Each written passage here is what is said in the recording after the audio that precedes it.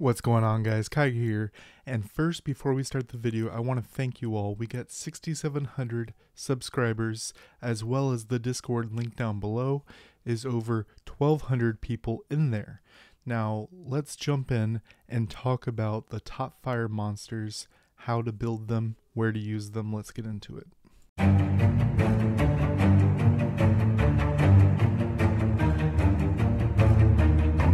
Alright guys, fire monsters. Something to point out with the 3 stars is as you increase their book level, they increase all fire monsters attacks. With the 4-star and 5-star, as you bring them up, they increase their own stats, which are different depending on the monster. So talking about the 3 stars, we can't talk about it without talking about Azalea. Azalea is a good one that they give it to you through the 7-day login as you start the game, and she's going to be a powerful fire DPS to start things off because she can remove attack up, she can remove defense down. If she strips stuff, if they're burning, then she does defense down, which you can apply burn with Orbia or things like that. She's just very, very powerful unit.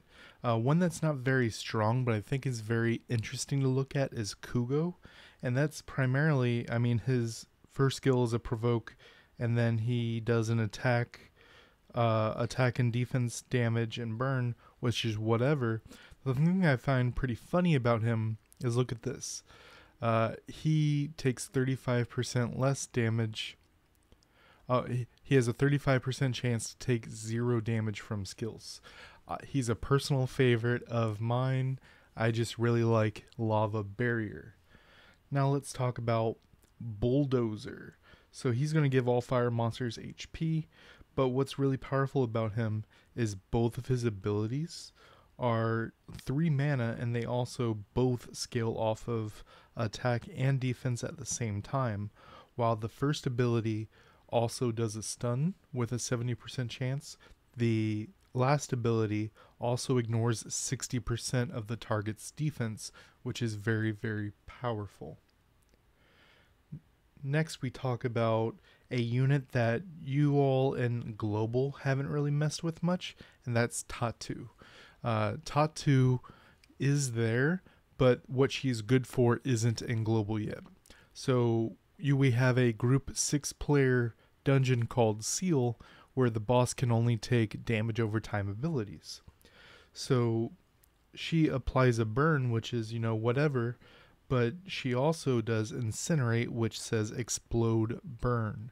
So when you have a bunch of units applying burn, then something very powerful you want to be doing is blowing it up, because even though the Seal boss only takes damage from damage over time, this is considered those burn damages doing their full amount immediately, and then you could apply new burn. So she's very, very powerful and can easily jump you as up to number 1 DPS.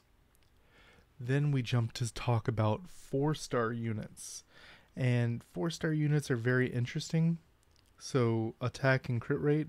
Fire Energami is very, very cool in my opinion, because his basic has a chance to apply defense down.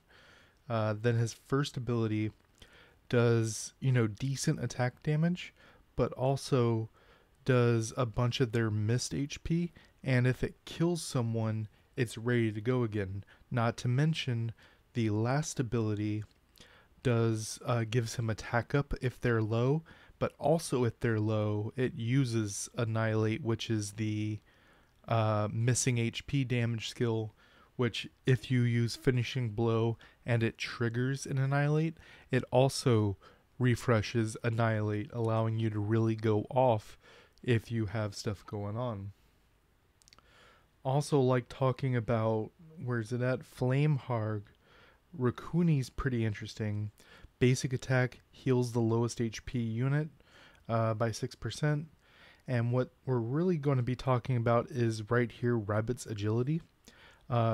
Reduces your cooldowns by 40% and gives you a level 2 skill acceleration, which if we take a look, that is 1.6 times that's 60% faster, gaining skills back for 16 seconds, which is very, very powerful. Mostly this is going to be a battlefield type character, which will allow you to get your cooldowns quicker and allow you to do the very important things like Orbia's Black Hole, or Orbia's first skill Green that goes through can't die effects, or Cleef using his third light skill, which gives him the highest attack unit immunity. Last but not least, we can't talk about 4-star units and not talk about Chloe. So Chloe has her 2 Fill and Fanatic abilities, which are ridiculous for a 4-star unit. Fill is really the most important one. It's a big heal, and if you're healing someone who's low, it makes them invincible. We also have Fanatic, which just does invincibility for 6 seconds. Just because.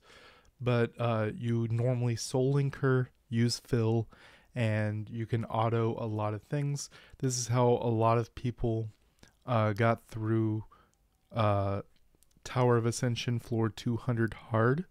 You just ignore the mechanic with Chloe. Now let's talk about the 5-star units. First, we're going to talk about Brandy, who gives herself attack and crit rate as you raise her skill book level. Now, what's important about her is she's a boss killer. So this ability right here, if it hits, it does AoE, hits multiple units, but if it only hits one unit, then it gives them what a lot of Sky Arena players call brand. Level 2 brand, a level 2 damage taken up for 20 seconds. This is a very powerful skill and one you want to be using all the time. You also have the other skill, Touch of Mercy. If attacking a boss, damage dealt up plus 30%, and if attacking a boss, ignore 50% defense. Now let's talk about Platy. Can be a very, very powerful playmaker in PvP. Let's take a look. Burning Hearts does 900% damage, also strips a beneficial effect, gives them unrevivable, which is very, very powerful because it doesn't put an X on the monster when it dies. It puts the support symbol, the cross, on them, letting you know they cannot be revived, which makes it a very powerful arena or brawl unit going forward. Also unrecoverable for 20 seconds. Notice both of those are for 20 seconds and the cooldown is 18 seconds. It also has a mana cost of 3, which is a very respectable mana cost. Then we have Grant Life, which just shows you what she's trying to be used for.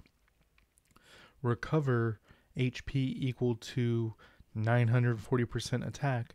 Most healers heal based off of HP, so her doing a heal based off of attack while also having a huge damage nuke that does a bunch of bad stuff to them is very, very powerful. But as we continue, also reduces their cooldown, applies immunity, lowers your cooldown and applies immunity, and either if it's you, the summoner, or a monster, is going to reduce skill cooldowns. Then we're going to talk about Verdihel. So Verdihel is one that you probably haven't heard a whole lot about, and what a lot of high power PvE players have been doing in the background, kind of in secret. So mostly it's the ultimate. So if we take a look at Ultimate Boiling Blood, explodes overflowing power to apply mana cost down and mana regen speed up to the team summoner and attack speed up to allies. So if we take a look, level 3 mana cost down and level 3 mana regen. So if we take a look, level 3 mana cost down, 3. So all mana skills are going to be reduced by 3. That's going to be very powerful, and I will explain the combo in just a second. You also get mana regen speed up 3, which is going to be two times. So you're going to be getting mana twice as fast as normal. So what the actual combo ends up being is over here in green, we use Tiana, or the light version to use the skill right here, Winds of Change, strip, and then also gives you mana back, ultimate engage back. The light version does a little bit more, but is realistically what you're trying to do. Then we have Vertihel. We swap to him. So once we have the ultimate ready, we swap to him, use his ultimate to get the mana cost down and mana regen up, and then we go into Argon and spam his skill based off of debuffs. Right here, damage based off number of harmful effects, and it costs 1, and we're getting more mana than we can physically press the button, allowing you to just nuke group content. So Vertihel is going to be very, very important in teams like that. Then we talk about Sekhmet. Sekhmet is very, very powerful, but gets outshined a little by some of the newer strippers in the game. So if we take a look, does damage if they have no beneficial effects, 50% chance to silence, and then steal all beneficial effects. If steal beneficial effect, then defense down. Very, very powerful, but you will see as we go, there are just better versions around. Then we talk about one of my personal favorites, and that will be Tessarian. Tessarian, really what everyone talks about is the passive. All of his attacks apply Oblivion, which says you can't get any positive effects, and your passive effects don't trigger, and it lasts for 10 seconds. Now this works on active abilities or basic attacks. So he also applies burn with his basic, so having some attack speed is not bad on Tessarian. But if we look, both of his abilities do more damage based on burn level. So attack speed to apply a bunch of burn, and then both Mega Smash and Triple Crush hit harder because they have more burns thanks to your basic attack. Last but not least, I'm going to talk about one that's not over in global just yet, and that is Juno. So Juno's basic doesn't do much, but both of her skills are just ridiculous. Hit 3 times, each one has a chance to remove beneficial effects 75%, applies irresistible burn for every beneficial effect removed. So if you remove 3, you apply burn 3, which is very, very powerful, and also obviously removing buffs. Then Lost of Cause and Effect, which is one of my favorite heals we have in the game. Recovers a modest amount of HP, kind of low amount of HP, removes all harmful effects, and then heals again for more for each harmful effect removed. So and it does it it's a very, very powerful heal, removes all harmful effects, heals for a butt ton. And then we have the passive. The team summoner gains 1 mana for every beneficial or harmful effect it removes. So you are getting mana back from passing time removing beneficial effects. You're also getting mana back from cause and effect removing harmful effects, making Juno a house, especially because she gives herself HP and accuracy, allowing her to hit the remove buff as we talked about. There are 2 honorable mentions I wanted to talk about. I kind of skipped over them because they don't really see much play, but ones I think can be used if the situations are correct. And that's going to be Fire Monkey King. And if we take a look, basic attack, when attacking, 20% chance to bonus attack, and that bonus attack does 900% damage and drains 20% damage done. Then we have the second skill, which is 3 mana, 800% damage, remove a beneficial effect, and gives himself attack speed up, allowing him to hit the Ascension Strike more often. Then we have Fire Monkey Wand. Hits 3 times, each one 200%, 200%, and then last hit does about 300%. Each one has a 67% chance to apply defense down, and each of them drains, so heals him for 20% damage done. Last but not least, Gold Headband. If he gets CC'd, then he removes all CC, gives himself stack up, and gives himself attack speed up. What happens a lot in PvP? They give you CC. So he's pretty good against CC units, and we'll talk a lot about that kind of thing when we talk about water tomorrow. But I think Fire Monkey King can be a powerful counter pick in PvP.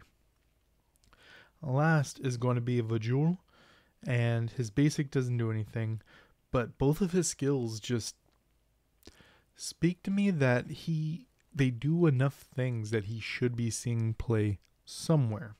So he gives himself defense and resistance, and this skill right here, he does damage based off defense, and then removes the beneficial effect on the target, and then applies damage taken up. That will be that brand mechanic that people talk about. If we take a look at that, that's actually 30% bonus damage.